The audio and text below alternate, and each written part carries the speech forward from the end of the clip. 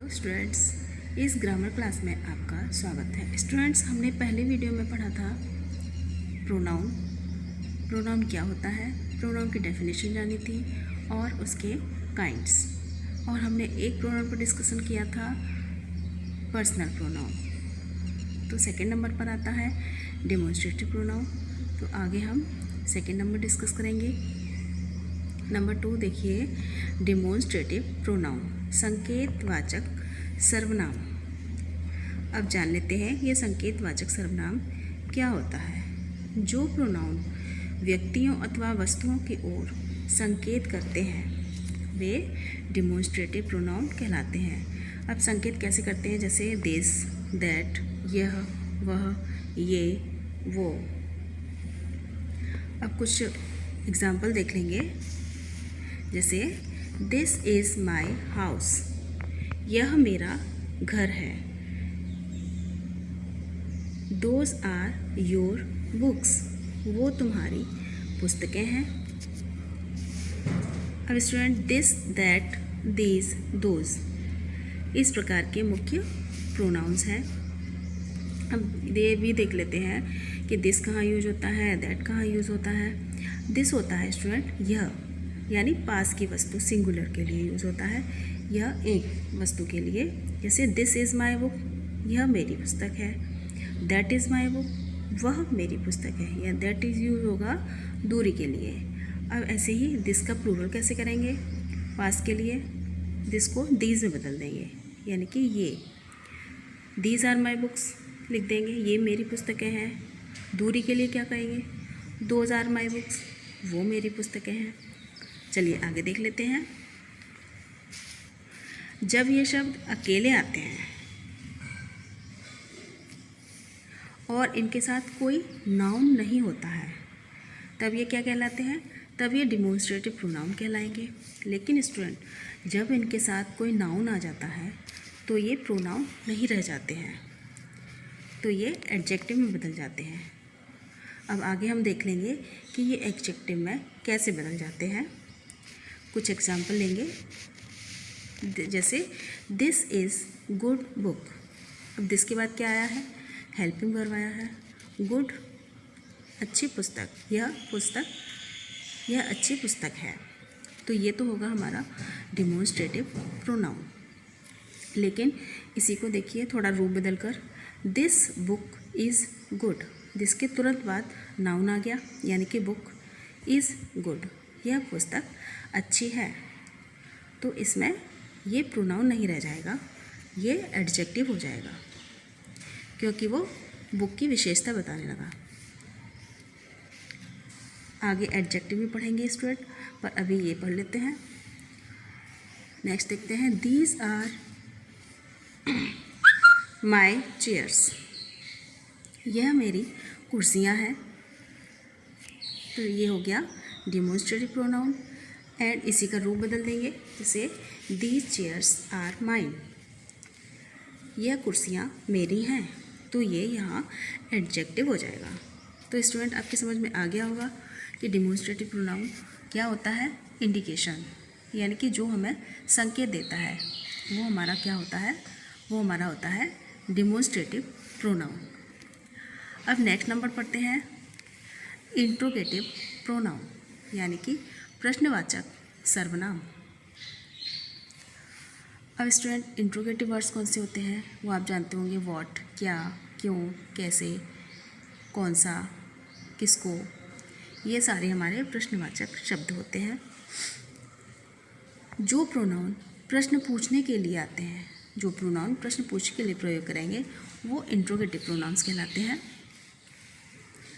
जैसे who, whom, whose, which, what, इसी प्रकार के प्रोनाउंस हैं। अब स्टूडेंट ये भी जान लेते हैं, क्योंकि ये सारे वर्ड्स अलग अलग यूज़ करते हैं, तो इनका प्रयोग देख लेते हैं कि कौन सा वर्ड हम कहाँ यूज करेंगे। जैसे हु, whom, whose का प्रयोग व्यक्तियों के लिए होता है। देख लेते हैं, उदाहरण देख लेते हैं। हु इज़ देयर, वहाँ कौन है, तो ये व्यक्ति के लिए यूज हो रहा है। Whose are these books, whose means किसकी, आर दीज बुक्स ये पुस्तकें किसकी हैं। तो यहाँ भी व्यक्ति के लिए यूज़ हो रहा है, किसकी यानी कि कौन सी व्यक्ति की है। नंबर नेक्स्ट देखते हैं, who do you teach. Who means किसको, डू यू टीच तुम किसको पढ़ाते हो। तो यहाँ भी व्यक्ति के लिए यूज हो रहा है। तो स्टूडेंट ये सारे 3 वर्ड आपको समझ में आ गए होंगे कि हु का प्रयोग भी व्यक्ति के लिए, हुज का, हुम का प्रयोग भी व्यक्ति के लिए। तो ये हमारे हो गए इंट्रोगेटिव प्रोनाउंस। अब देखते हैं कि विच का प्रयोग हम कहाँ करेंगे। तो विच का प्रयोग व्यक्तियों तथा वस्तुओं के लिए प्रयोग में होता है, चयन के लिए, सेक्शन के लिए। जैसे इनकी एग्जांपल देख लेते हैं कि कैसे चयन करेंगे। Which is your sister, Sita और सरला। तुम्हारी बहन कौन सी है, सीता या सरला। तो इसमें सेलेक्ट कर रहे हैं, यानी कि सीता और सरला दोनों खड़ी होंगी। तब हम किसी से पूछ रहे हैं कि तुम्हारी सिस्टर कौन सी है, सीता है कि सरला है। तो व्यक्ति के लिए यूज हुआ। अब नेक्स्ट देखते हैं कि वस्तु के लिए कैसे यूज करेंगे। Which is his pen. तो ये वस्तु के लिए पेन एक वस्तु होता है। तो पेन के लिए पूछेंगे कि विच इज़ हिज पेन, उसका पेन कौन सा है। तो यहाँ विच क्या है हमारा स्टूडेंट, यहाँ विच हमारा होगा इंट्रोगेटिव प्रोनाउन। पहले और दूसरे दोनों ही एग्जाम्पल में विच किसके लिए यूज हुआ है, इंट्रोगेटिव प्रोनाउन के लिए। अब आगे देखते हैं वॉट का प्रयोग हम कहाँ करेंगे। तो वॉट का प्रयोग करेंगे वस्तुओं तथा व्यवसाय के लिए।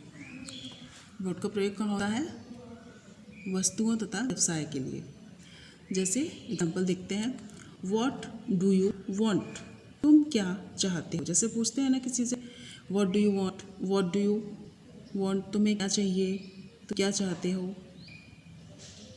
चलिए देख लेते हैं, ये वस्तु के लिए यूज हुआ। And second, what is your father. जैसे हम पूछते हैं ना किसी से, तुम्हारे पापा क्या करते हैं, तुम्हारे फादर क्या करते हैं, उनका क्या व्यवसाय है। तो पूछेंगे वॉट इज़ योर फादर। तो यहाँ दोनों ही एग्जाम्पल में हमने वॉट का यूज़ किया वस्तु और व्यवसाय के लिए। तो यहाँ वॉट का होगा हमारा इंट्रोगेटिव प्रोनाउन। अब आगे कुछ जान लेते हैं स्टूडेंट। जैसे हमने डेमोन्स्ट्रेटिव प्रोनाउन में पढ़ा था, किस नाउन के साथ दिस और दैट आएगा तो हमारा डेमोन्स्ट्रेटिव एडजेक्टिव हो जाएगा। इसी तरीके से इंट्रोगेटिव प्रोनाउन भी एडजेक्टिव में बदलेगा। कैसे, ये देख लेते हैं। जब इनके साथ कोई नाउन नहीं होता है तब ये प्रोनाउन कहलाते हैं। लेकिन स्टूडेंट जब विच तथा वॉट के साथ कोई नाउन आता है तो ये इंट्रोगेटिव एडजेक्टिव हो जाते हैं। कैसे, ये जानते हैं। एग्जाम्पल देते हैं, what are you reading. What के बाद क्या आया, helping verb, you subject, reading verb, कि तुम क्या पढ़ रहे हो। तो ये क्या हुआ हमारा प्रोनाउन। एंड इसी को थोड़ा सा बदल के लिखते हैं, what books are you reading. तो वॉट के बाद यहाँ क्या आया स्टूडेंट, ये देखिए मैंने लिख भी दिया है, नाउन लिखा है, बुक एक नाउन है। तुम कौन सी पुस्तक पढ़ रहे हो।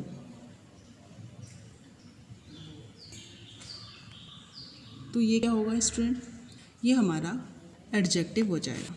नेक्स्ट देखते हैं, which of these pens do you like. इन पेन में से तुम कौन सा पसंद करते हो। तो विच के बाद यहाँ नाउन नहीं आया है, तो ये हमारा होगा प्रोनाउन। नेक्स्ट एग्जाम्पल में देखेंगे, विच पेन डू यू लाइक, तुम कौन सा पेन पसंद करते हो। अब स्टूडेंट आपको लग रहा होगा पेन तो दोनों ही एग्जाम्पल में आया है, लेकिन ये देखिए कि पेन किस तरीके से आया है। थर्ड नंबर में देखिए, विच ऑफ दीज पेन्स, इन पेनों में से, इसके बाद ऑफ दीज आया है। एंड फोर्थ में देखिए विच के बाद पेन डायरेक्ट नाउन आया है, इसलिए यहाँ विच एडजेक्टिव हो जाएगा एंड थर्ड नंबर में विच इंट्रोगेटिव प्रोनाउन हो जाएगा। तो आपकी समझ में आ गया होगा ये इंट्रोगेटिव प्रोनाउन क्या है, कौन से वर्ड हम कहाँ यूज करेंगे। नेक्स्ट देखते हैं नंबर 4 इज इंडेफिनिट प्रोनाउन, अनिश्चयवाचक सर्वनाम।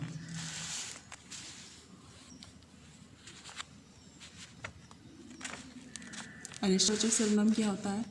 जिसका कुछ निश्चित नहीं होता, जिन प्रोनाउन से किसी निश्चित वस्तु अथवा व्यक्ति का बोध नहीं होता,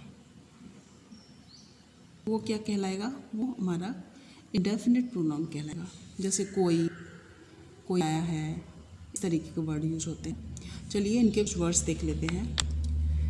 इंडेफिनिट प्रोनाउन में कौन से वर्ड यूज करते हैं? जैसे one, none, they, all, many, few, others, some, anything, nothing, something, someone, anybody, nobody. ये सारे आपके इंडेफिनिट प्रोनाउंस के वर्ड्स हैं। तो स्टूडेंट्स इसमें से जो एग्जाम्पल लिए कुछ एग्ज़ाम के लिए कुछ इम्पोर्टेंट है, उनका हम यूज़ जान लेते हैं कि उनका यूज़ हम कैसे करेंगे। चलिए देखते हैं, उनका यूज़ देख लेते हैं। वन का अर्थ है एनी पर्सन या एवरी पर्सन। जब वन का किसी वाक्य में सब्जेक्ट के रूप में, कर्ता के रूप में प्रयोग हो रहा है, तो अपने की अंग्रेजी वंस लिखते हैं। जैसे ही के साथ हिज लिखेंगे, आई के साथ माई, यू के साथ यूर। वन के साथ क्या लिखेंगे? वंस। जैसे one's should do one's duty, ऐसे ही लिखेंगे he should his duty, I should my duty, they should their duties. अब दे के साथ ड्यूटीज़ क्यों आया? क्योंकि दे इज प्लूरल, ये बहुवचन है, इसीलिए ड्यूटी भी बहुवचन में ही आएगा, ड्यूटीज़ हो जाएगा। अब नेक्स्ट देखेंगे एनीवन या नन का प्रयोग दो या दो से अधिक व्यक्तियों या वस्तुओं के लिए किया जाता है। None of your relatives come here, तुम्हारे कोई भी रिलेटिव्स यहाँ नहीं आए। Anyone of them can do this work, उनमें से कोई भी व्यक्ति यह कार्य कर सकता है। Next anybody, everybody, everyone, anyone, each. इन शब्दों के साथ कॉन्टेक्स्ट के अनुसार, प्रसंग के अनुसार ही, हिज, शी, हर प्रोनाउंस का प्रयोग करते हैं। देखेंगे कैसे करेंगे। They will help everyone of my friends in his need, वो मेरे प्रत्येक मित्र की सहायता करेंगे उनकी ज़रूरत में। नेक्स्ट देखेंगे anyone of these women can prepare good food if she tries, इन महिलाओं में से कोई भी अच्छा फूड प्रिपेयर कर सकती है इफ शी ट्राइज, अगर वो कोशिश करे। Each of this boys has done his work, इनमें से प्रत्येक लड़का अपना कार्य कर चुका है। आगे देखिए कुछ जान लेते हैं। परंतु जब प्रसंग से जेंडर का ज्ञान न हो स्टूडेंट, जब हमें कॉन्टेक्स्ट से यही पता नहीं चल रहा है कि मेल है फीमेल है, तो यहाँ हम किसको प्राथमिकता देंगे? तो हम जाएंगे पुल्लिंग को करेंगे, मैस्कुलिन।